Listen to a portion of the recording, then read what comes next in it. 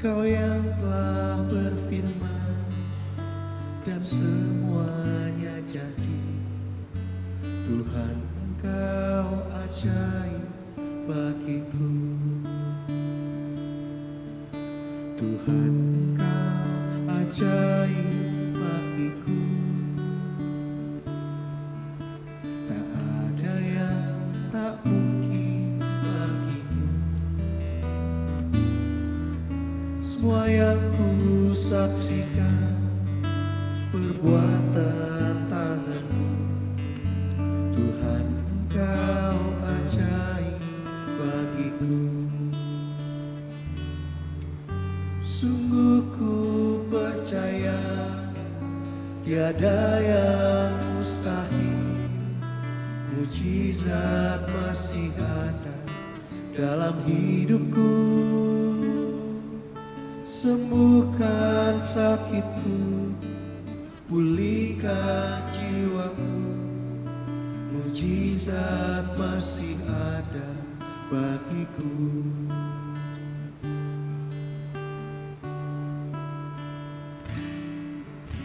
Tuhan, Engkau ajaib bagiku. Tak ada yang tak mungkin bagimu. Kau yang telah berfirman dan semuanya jadi. Tuhan, Engkau ajaib bagiku. Tuhan, Engkau ajaib bagiku. Tak ada yang tak mungkin bagimu. Semua yang ku saksikan perbuatan tanganmu. Tuhan, Engkau ajaib bagiku.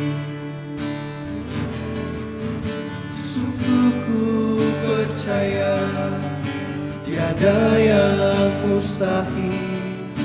Mujizat masih ada dalam hidupku. Sembuhkan sakitku, pulihkan jiwaku. Mujizat masih ada bagiku. Sungguh ku percaya, sungguh ku percaya tiada yang mustahil. Mujizat masih ada dalam hidupku. Sembuhkan sakitku, pulihkan jiwaku. Mujizat masih ada bagiku.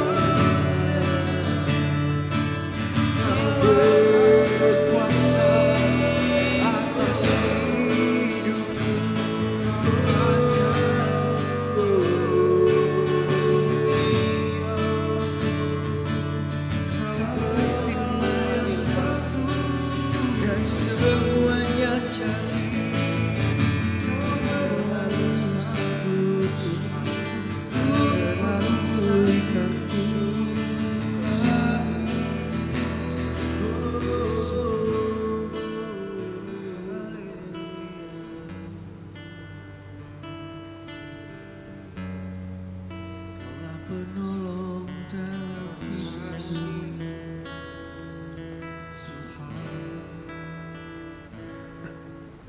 Sungguh ku percaya tiada yang mustahil. Mujizat masih ada dalam hidupku. Sembuhkan sakitku, pulihkan jiwaku. Mujizat masih ada bagiku.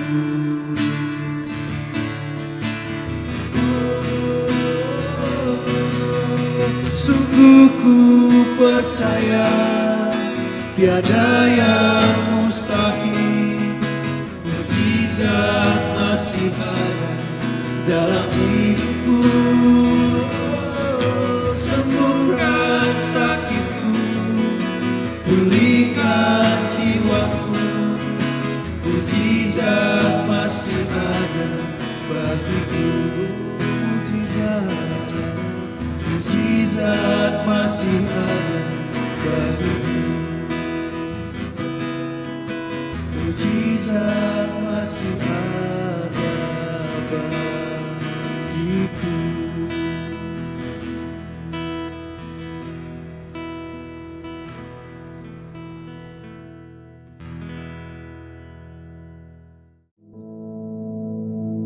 Our Father, which art in heaven, hallowed be thy name.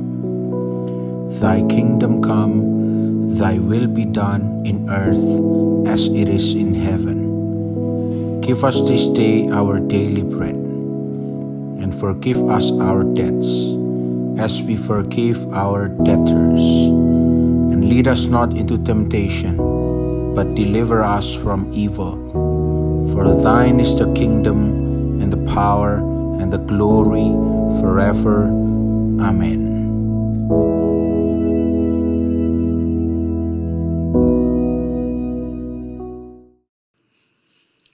Saudara-saudaraku sekalian yang kekasih,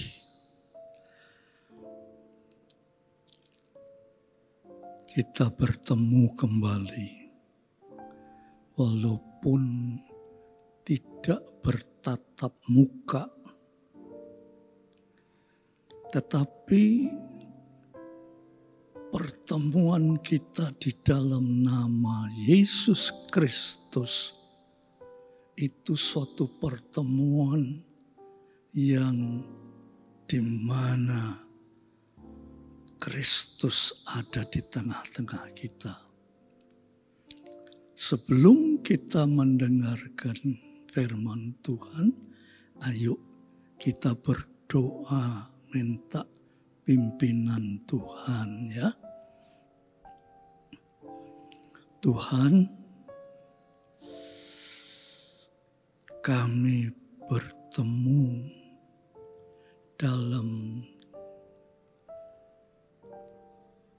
suasana online, tetapi Engkau tetap hadir.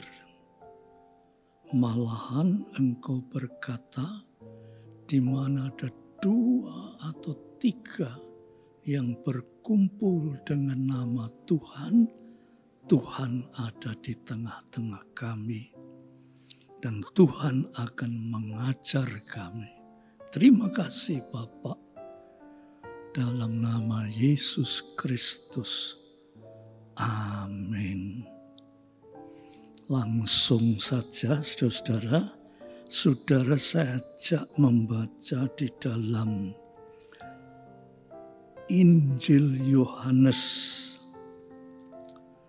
pasal 1 ayat yang ke-35 sampai 38.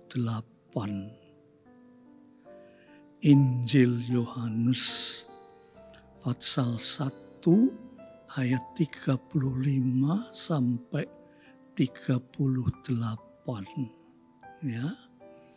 Dikatakan begini saudara. Pada keesokan harinya Yohanes berdiri di situ pula dengan 2 orang muridnya. Dan ketika ia melihat Yesus lewat, Saya ulangi, ketika dia melihat Yesus lewat, ia berkata, "Lihatlah anak domba Allah." Kedua murid itu mendengar apa yang dikatakannya itu, lalu mereka pergi mengikut Yesus. Tetapi Yesus menoleh, ya, waktu dua orang itu mengikut Yesus, Yesus menoleh ke belakang. Ia melihat bahwa mereka mengikuti dia. Lalu berkatalah kepada mereka, "Apakah yang kamu cari?" Kata mereka kepadanya, dengarkan ya saudara, "Rabi," atau bahasa Indonesianya guru, "di manakah engkau tinggal?" Ayat 38, ya. Saya akan ulangi supaya saudara jelas. Tetapi Yesus menoleh ke belakang, melihat ada orang mengikuti dia. Ia melihat bahwa mereka mengikut Yesus, lalu Yesus berkata kepada mereka, Tuhan berkata, "Apa yang kamu cari?" Kata mereka kepadanya, "Rabi," atau guru, "di manakah engkau tinggal?" Saudara, dari mana Yohanes dan kawan-kawannya itu mengerti siapa Yesus itu?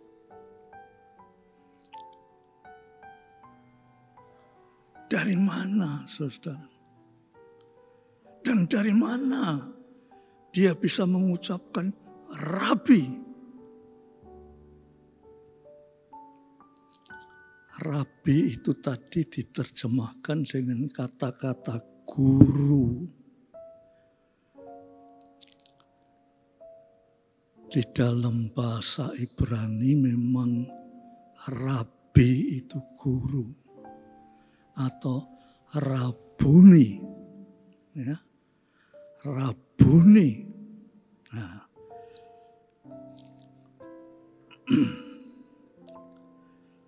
kalau bahasa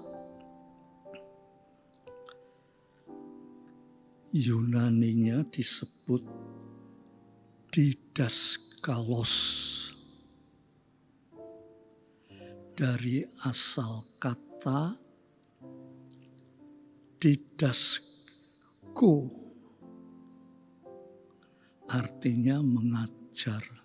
Jadi guru itu tugasnya mengajar, ya. Rabuni, guru. Didaskalos itu guru, dari kata didasko, guru yang mengajar. Ya, kita tidak asing guru itu yang mengajar. Tapi pengakuan ini luar biasa. Coba kita lihat di dalam Markus, ya. Kita lihat di dalam Injil Markus.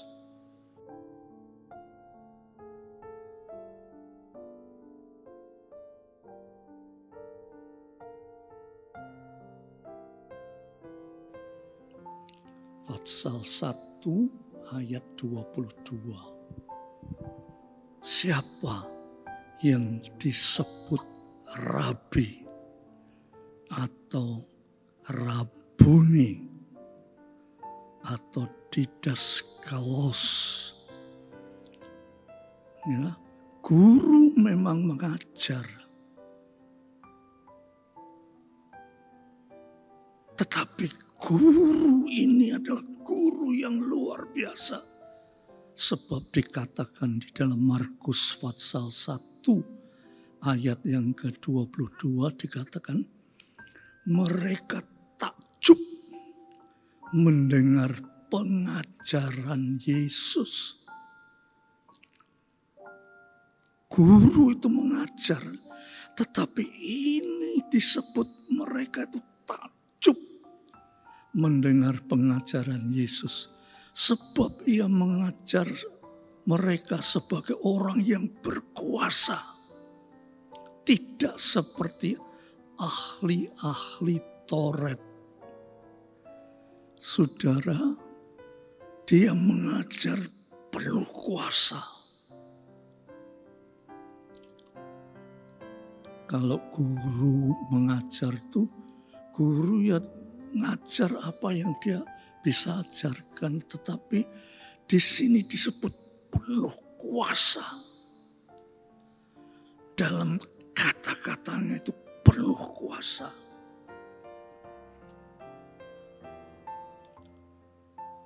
Rabi atau Rabuni itu sebutan seorang guru, tapi Rabi Yesus itu penuh kuasa. Dikatakan tidak seperti orang Farisi, ahli Taurat. Dia mengajar tapi tidak ada kuasanya. Kenapa? Nah, ini loh perbedaannya, saudara. Ya, perbedaannya di sini. Orang Farisi mengajar tetapi tidak penuh kuasa. Yesus mengajar tetapi penuh dengan kuasa.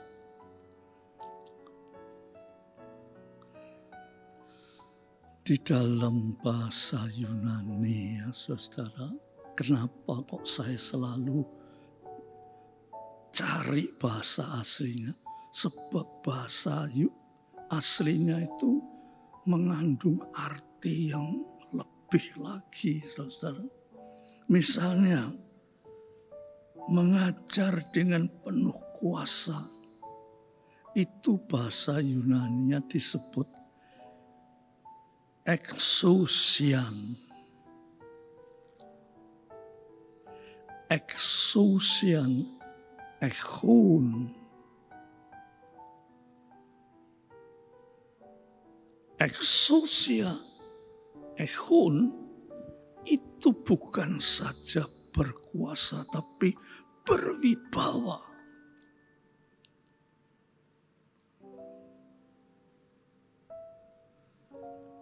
Berkuasa tetapi berwibawa.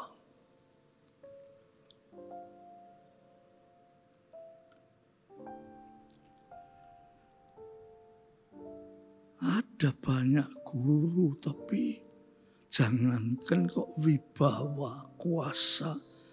Sosok guru itu kurang dihormati. Tetapi ini bukan saja dihormati, sebab dia itu guru yang penuh kuasa dan berwibawa, saudara. Nah, di mana letak kewibawaan Yesus? Di mana letak kewibawaan Yesus? Ini terus kita telusuri. Dia guru, tapi guru itu banyak yang ya tidak dihormati, tapi ini guru yang berwibawa, berkuasa. Dari mana dia bisa begitu? Nah, terus kita telusuri dari integritasnya dengan Bapa.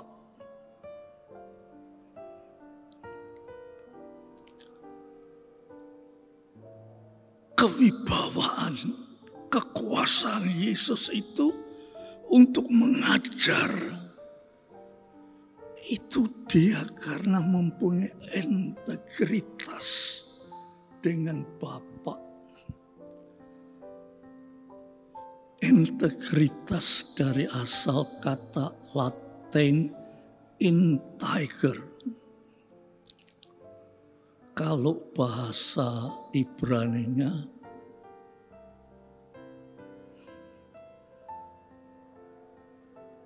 tuma,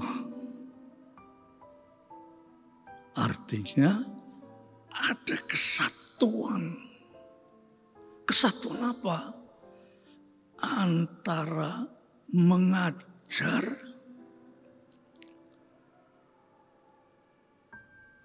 dan apa yang diajarkan itu penuh dengan kuasa dan wibawa. Artinya kata dan perbuatannya itu satu. Sebab apa? Sebab dia itu satu dengan Bapa.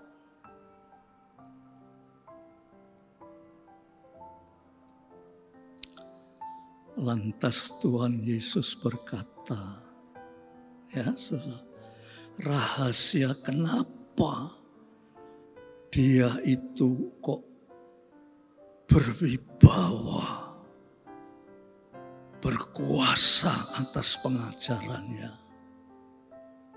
Ya, kita telusuri terus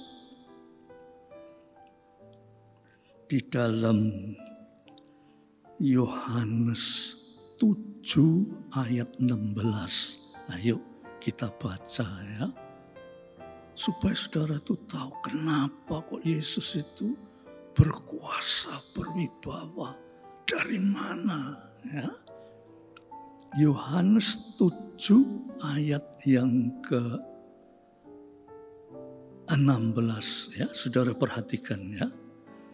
Jawab Yesus kepada mereka, ajaranku tidak berasal dari diriku sendiri, tetapi dari Dia, yaitu Allah yang telah mengutus aku. Jadi saudara-saudara, apa yang diajarkan oleh Yesus itu bukan dari dirinya sendiri, tetapi dari Allah yang sudah mengutus aku. Ini luar biasa. Biasanya ya saudara, orang mengajar itu ya dari dirinya sendiri. Dirinya sendiri itu telah belajar, terus diajarkan. Jadi dia belajar, terus diolah, diajarkan. Itu dari dirinya sendiri. Tetapi Yesus mengajar itu bukan dari dirinya sendiri. Kenapa? Tidak dari dirinya sendiri. Sebab Tuhan Yesus itu bukan datang ke dalam dunia ini untuk membenarkan dirinya sendiri, untuk memproklamirkan dirinya sendiri.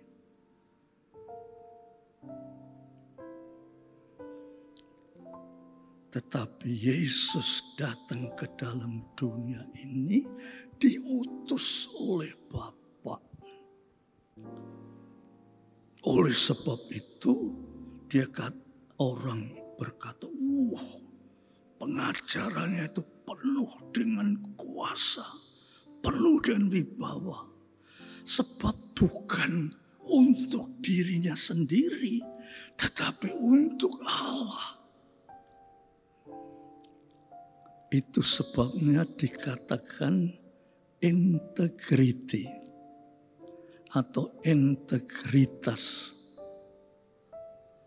atau bahasa Yunaninya tuma. Bahasa Latinnya integer, satunya kata dan perbuatan. Lah inilah yang harus kita contoh ya saudara. kita ini sering ya, apa yang kita katakan itu belum tentu apa yang kita perbuat.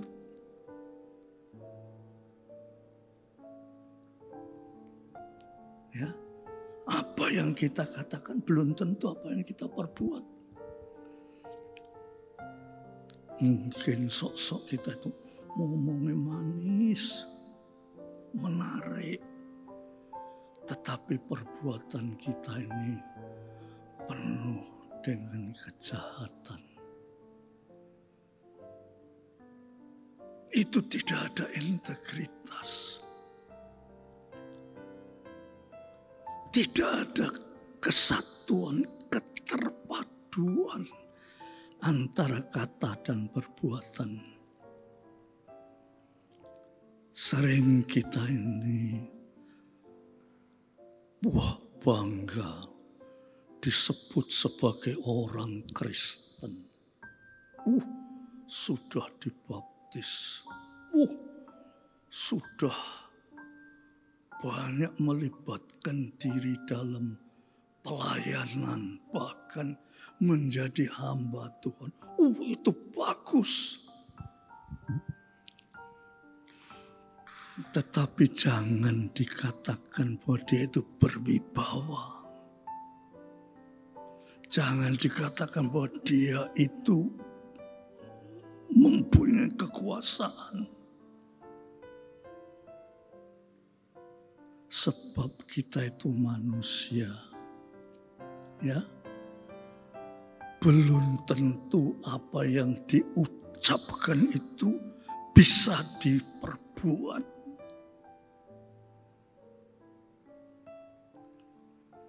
Dengan kata lain, apa yang diucapkan lain dengan apa yang kita perbuat. Hati-hati saudara ya, kita mesti berusaha sebagai orang yang percaya kepada Tuhan. Kita harus berusaha supaya apa yang kita katakan itu sama dengan apa yang kita perbuat.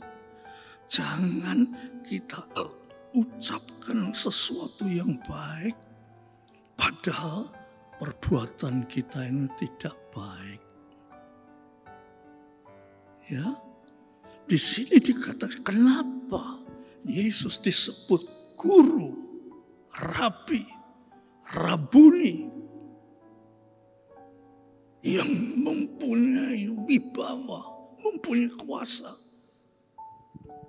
Dikatakan di dalam ayat yang baru kita baca itu, aku itu bukan untuk diriku, tetapi aku itu untuk Allah.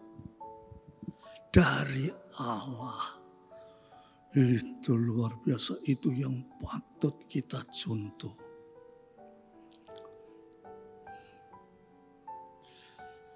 Itu yang patut kita contoh. Lalu saudara, rahasianya supaya Yesus itu bisa menyatu dengan Allah terus itu, rahasianya adalah di dalam Matius 14 ayat 13. Itu rahasianya ya. Coba kita buka Matius 14 ayat yang ke-13. Ya. Coba saya bacakan ya, saudara-saudara, perhatikan. Sebisa-bisanya kita itu mengikuti akan contoh Yesus Kristus ya. Setelah Yesus mendengar berita itu, menyingkirlah ia dari situ dan hendak mengasingkan diri dengan perahu ke tempat yang sunyi. Tetapi orang banyak mendengar dan mengikuti dia dan mengambil jalan darat dari kota-kota mereka. Ayat 14. Kata Yesus, ketika Yesus mendarat, ia melihat orang banyak yang besar jumlahnya, maka tergeraklah hatinya oleh belas kasihan kepada mereka, dan ia menyembuhkan mereka yang sakit. Sampai di sini saja dulu. Ayat 13 itu saya coba ulangi supaya saudara itu mengerti. Setelah Yesus mendengar berita, menyingkirlah Yesus dari situ. Yesus menyendiri dan hendak mengasingkan diri dengan perahu ke tempat yang sunyi. Tuhan Yesus mengasingkan diri ke tempat yang sunyi. Apa yang Yesus lakukan di tempat yang sunyi? Dikatakan saudara, Yesus di tempat yang sunyi itu dia berdoa. Bahkan di kitab yang lain dikatakan semalam-malaman dia berdoa, dia kontak dengan Bapaknya. Kalau dia kontak dengan Bapaknya, berarti saudara, Yesus membuka diri supaya peranan Yesus di dunia ini bukan dirinya sendiri, tetapi Bapa yang berperanan di dalam hidupnya di dunia ini. Oh, saudara, itu tak gampang, saudara. Tetapi bagaimanapun juga kita harus seperti Yesus. Mungkin saudara berkata, wah, tak mungkin saya suruh seperti Yesus. Saudara, saya beritahu, ya, saya sering memberi contoh. Contoh ini kalau saudara perhatikan memang betul. Kalau ada orang berkata, aku mau seperti Yesus. Tak mungkin, memang tak mungkin lah. Mustahil kita bisa seperti Yesus. Tetapi saudara perhatikan ya. Setetes air laut. Setetes air laut. Orang tidak ngerti itu air apa, tidak ngerti. Tetapi waktu diperiksa di laboratorium, ternyata setetes air itu air laut. Walaupun setetes, tapi diperiksa itu air laut. Walaupun air laut itu, walaupun setetes itu tidak bisa untuk berlayar. Setetes itu tidak bisa mendatangkan badai. Tapi dari setetes itu unsur-unsur laut ada di dalam setetes itu. Demikianlah juga saudara, kita tidak iso seperti Yesus, tidak iso. Mustahil lah saudara-saudara. Tetapi seperti setetes air laut. Kita itu tidak dibanding dengan Yesus mungkin setetes. Tetapi kalau diperiksa, loh, Yesus Kristus ada di dalamnya. Yesus Kristus ada di dalamnya. Malahan Tuhan Yesus berkata, 2 atau 3 yang berkumpul bersama-sama dengan nama Yesus, Yesus ada di tengah-tengahnya. Saudara bayangkan, dunia sekarang ini dicatat oleh dunia bahwa dunia ini penduduknya kurang lebih 7 miliar manusia. Indonesia ini baru 250.000. Dunia ini 7 miliar manusia. Saudara bisa bayangkan. Tetapi tiap manusia, dia berhak berkata seperti Yesus. Walaupun dia tidak bisa mempunyai kuasa, wibawa seperti Yesus, tetapi dia boleh berkata seperti Yesus. Walaupun hanya setetes saja. Kalau ada integritas, ada tumah, ada integriti, ada kesatuan antara kata dan perbuatan. Seperti Yesus, dia disebut guru yang berkuasa. Sebab dia bukan menonjolkan dirinya sendiri, tetapi dia berkata, apa yang saya katakan itu saya dapat dari Bapa. Dan kesatuannya dengan Bapa itu ternyata di dalam Yesus Kristus.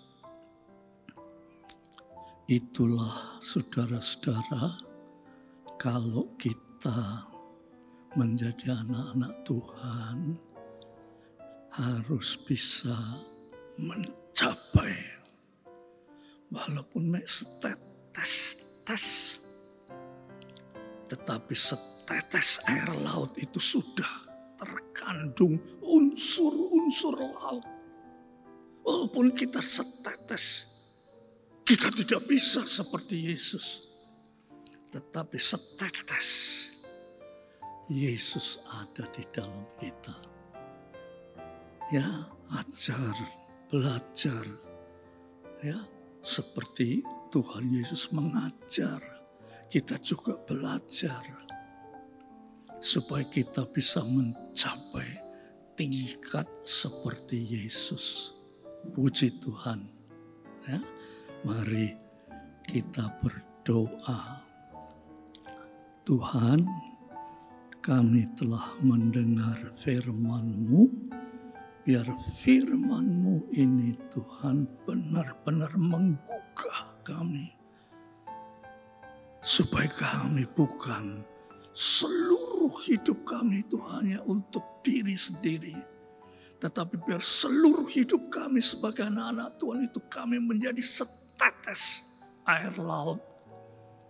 Walaupun tidak bisa mendatangkan badai, tetapi setetes air laut sudah mencerminkan unsur-unsur kelautan ada di dalamnya. Begitulah kami tidak bisa seperti Yesus, tetapi setetes. Di situ Yesus ada di dalam kehidupan kami. Mari Tuhan Roh Kudus buka pengertian kami supaya kami diajar dengan penuh kuasa dan kewibawaan dari Yesus Kristus. Terima kasih Bapak. dalam nama Yesus Kristus. Biar damai sejahtera Bapa, berkat rahmat kasih Yesus Kristus, persekutuan Roh Kudus atas saudara-saudara semua sampai Maranatha. Dalam nama Yesus Kristus. Amin. Puji Tuhan, Tuhan memberkati saudara sekalian. Amin.